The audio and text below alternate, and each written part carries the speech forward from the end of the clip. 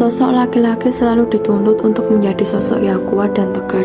Hal ini yang selalu dipegang teguh oleh Pak Musa di film Pertaruhan.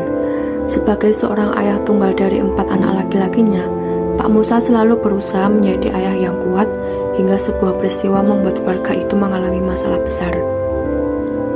Film Pertaruhan mengisahkan tentang kehidupan keluarga Pak Musa beserta 4 orang anak laki-lakinya.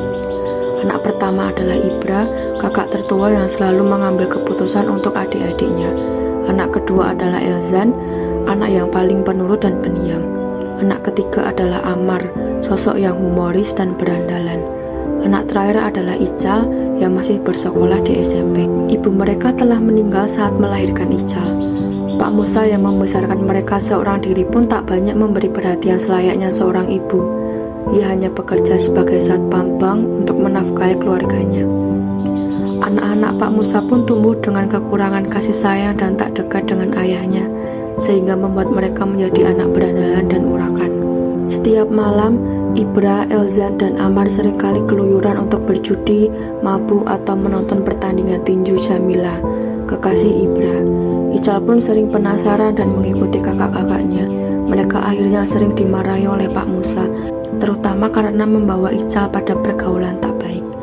Sebagai anak tertua, Ibra selalu menjadi sasaran amarah ayahnya. Sementara itu, rekan kerja Pak Musa di bank membuat ia dipecat dari bank. Apalagi Pak Musa tampak memiliki penyakit serius dan tampak sudah tak kuat bekerja sebagai satpam.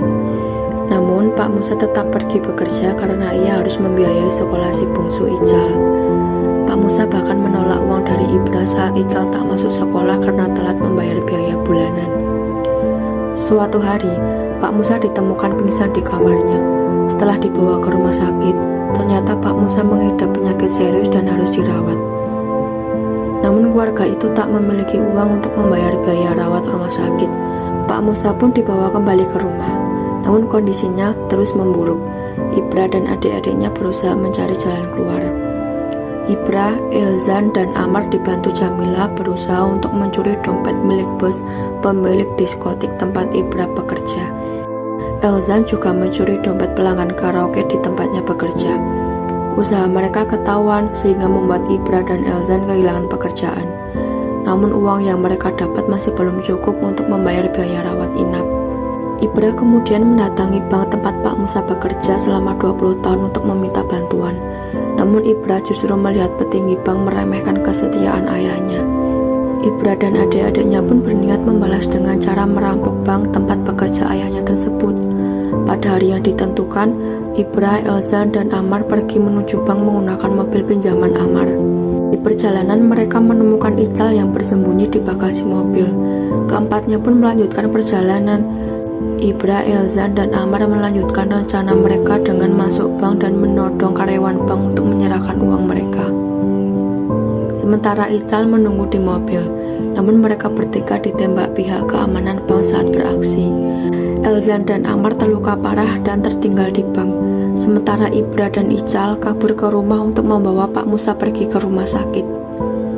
Setelah Pak Musa mendapatkan kamar di rumah sakit, Ibra berpamitan pada Ical.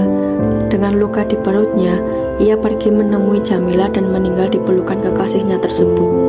Sebulan kemudian, Pak Musa sudah pulih dari sakitnya, sementara Elzan dan Amar kini dipenjara akibat tindakan perampokan mereka. Pak Musa pun menyesal karena ia tak sempat menunjukkan kasih sayangnya kepada anak-anaknya.